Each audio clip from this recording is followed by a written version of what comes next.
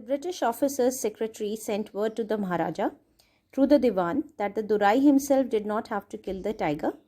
The Maharaja could do the actual killing.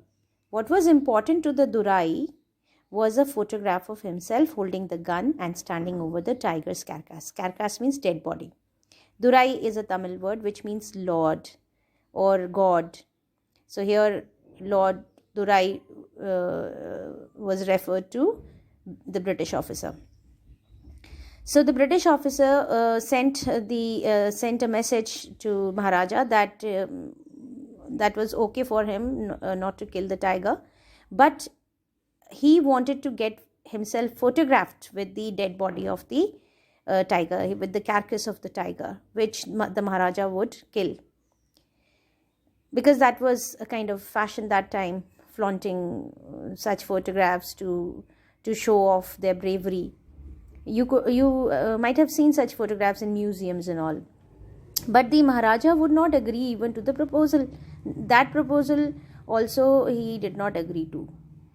If he relented now, he thought that if he had, he relented now, but what would he do if other British officers turned up for tiger hunts? Giving in to such demands of a British officer would, invite more trouble. That means more British officers would come to his kingdom for tiger hunts. So then it would be a great problem for him. So he, stood firm with his decision. Because he prevented a British officer from fulfilling his desire, the Maharaja stood in danger of losing his kingdom itself. Now, the British were very powerful, and denying any favor to them involved risk of losing one's kingdom also. So now he had invited a trouble by refusing him such request. The Maharaja and the Diwan held deliberations over this issue. Deliberations means they had long and careful discussions, considerations to deal with with that complicated situation. So the Maharaja and the Diwan held deliberations over this issue. As a result, a telegram was dispatched forthwith. Quickly they dispatched one telegram to a famous British company of jewelers in Calcutta. Sent samples of expensive diamond rings of different designs. Now they actually wanted some expensive diamond rings to be given to the wife of the British officer, so that he gets happy, he becomes happy, and he doesn't take any action against him. Some 50 rings arrived. The Maharaja sent the whole lot to the British officer's good lady. Good lady means his wife. The king and the minister expected the Durai Seni to choose 1 or 2 rings and send the rest back. Within no time at all, the Durai Seni sent her reply. Thank you very much for your gifts. So they sent those expensive diamond rings with different designs and 15 number to his wife, to the British officer's wife.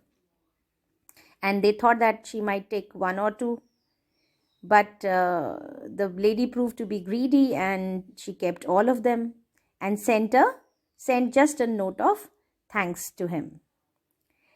In 2 days, a bill for 3 lakh of rupees came from the British jewelers. Now that was a great amount for him at that time. During that time, the Maharaja was happy that though he had lost 3 lakh of rupees, he had managed to retain his kingdom. That didn't make him unhappy at all. That actually had cost him dearly. 3 lakhs was quite an amount during that time. But he was happy that, he had got rid of the British officer, and that he was ready to actually, pay any price to reach his goal of killing 100 tigers. So that shows how eccentric he was. The Maharaja's tiger hunts continued to be highly successful. Within 10 years, he was able to kill 70 tigers.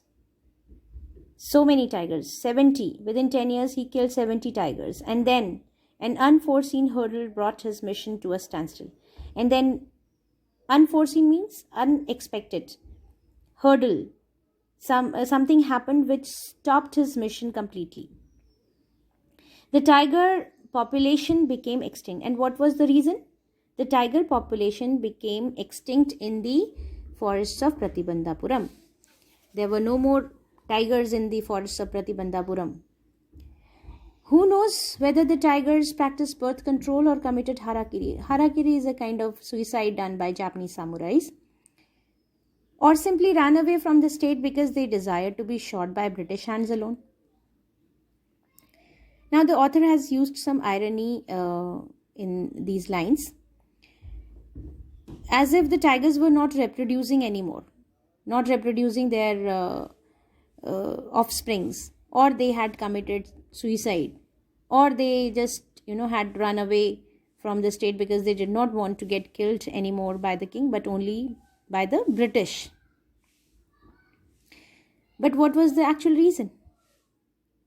It is very obvious, it is very clear from this, when he had killed 70 tigers in 10 years, that what was the reason? Reason was the king.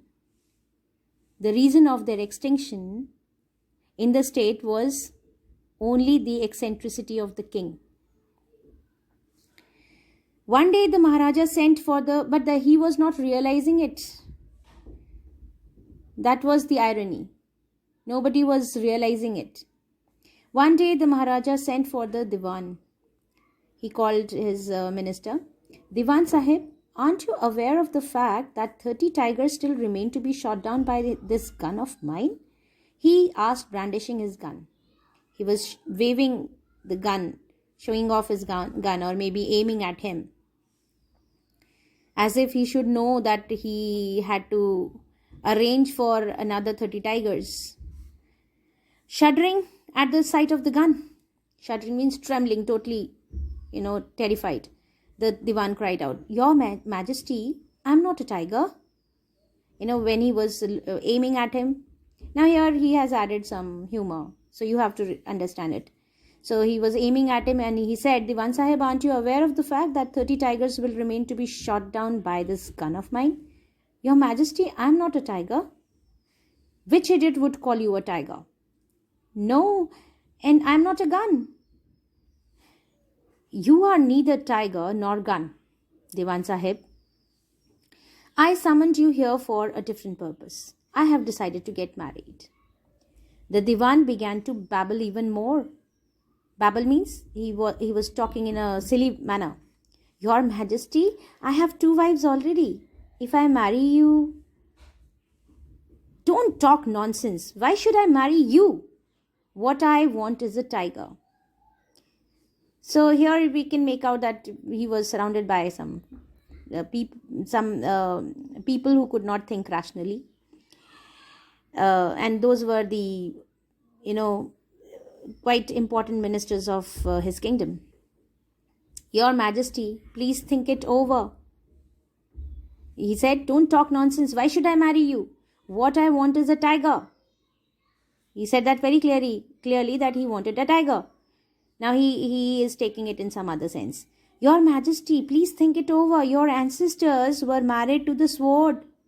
They were so brave that they married to the sword. If you like, marry the gun. A tiger king is more than enough for the state. One tiger king is more than enough. It doesn't need a tiger queen as well. So with this sentence of the king, he could understand that he wanted to marry a tigress. So it was little silly here. The Maharaja gave a loud crack of laughter. He laughed heartily. I am not thinking of marrying either a tiger or a gun, but a girl from the ranks of human beings. He wanted to marry, he said that he wanted to marry a girl from the ranks of human beings. He wanted to marry a human being, not a tiger or a gun. But you may draw up statistics of tiger populations in the different native states. But he wanted to him to find out about the tiger populations in the different native states. Next, you may investigate, find out if there is a girl I can marry in the royal family of a state with a large tiger population. So he wanted to marry a girl from a royal family of a state with a large tiger population. Why did he want to do that? Because he had to kill 30 more tigers. That was his ambition. The Diwan followed his orders.